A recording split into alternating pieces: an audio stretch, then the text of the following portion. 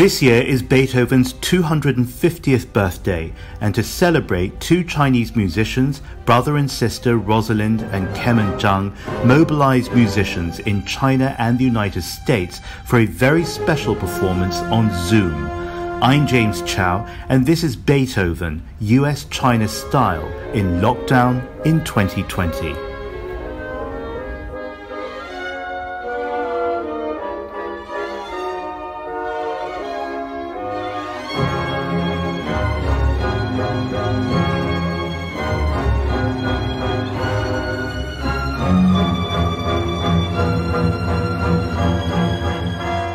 Beginning of lockdown and stuff, it was kind of common for people to just reach out and be like, hey, how's it going? And so when he came up with this idea, it kind of just happened organically. We just sent a WeChat message, Facebook message to our friends from all over the world, people that we've kind of collected in our network over the years, basically. I watched the Zoom recording. It's incredible.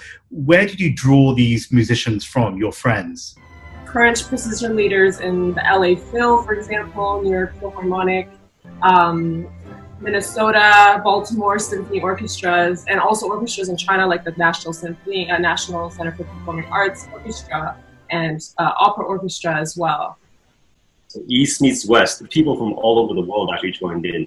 This recording not only celebrated Beethoven, but your grandfather, Li Delun, who is the father also of classical music in China. Tell us more about that part. Grandpa has a classic recording of the Fifth Symphony, which we still listen to, maybe not so often, but because of this special celebration, we dug it up.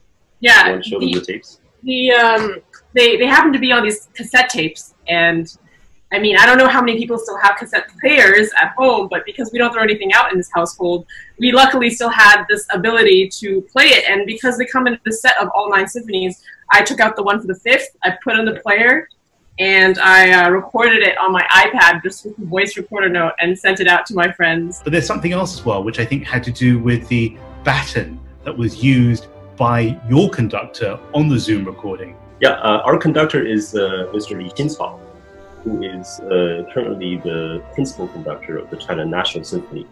After Grandpa passed away, they had an event to pass down the baton, quite literally, to the next conductor. And Li Qincao is one of his favorite students. The Beethoven Fifth is special not only to your family, it's special to millions of people right around the world, but it does hold this special place in the body of work that your grandfather achieved over the years, not only in 1983, but I think even earlier than that. In 1977, there was an event in China where he organized the orchestra to perform it for the first time since the Cultural Revolution. Because for a long time in China, classical music, Western music in general, was banned.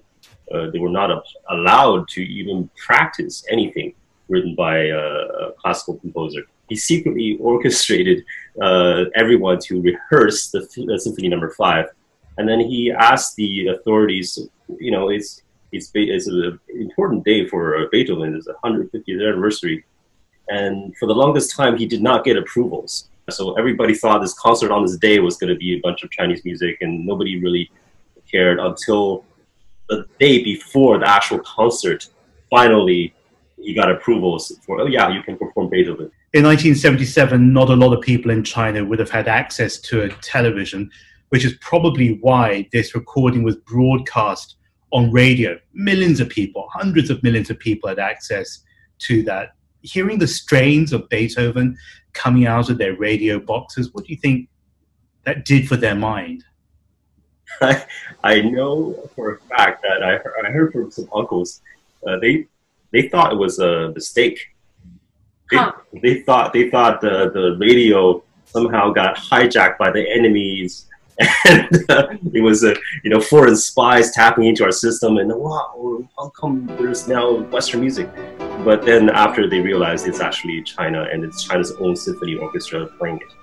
We're living through the biggest threat to humanity in modern peacetime history. This global pandemic has brought us to our knees and put us in this permanent state of grief and mourning. What do you think music has to offer at this time?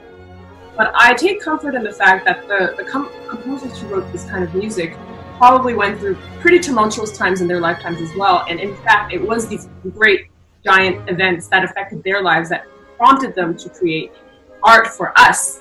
And getting our friends together to play, and it's almost like having a focus on a project where we're creating beauty together. And it helps us kind of forget about all the bad news on TV. It's kind of a virtual musical hug, if you will. So while most things we do in life is about how we survive, how we live, music is one of the few things in humanity that is about why. I am James Chow. You're watching The China Current. Follow us on social media at The China Current.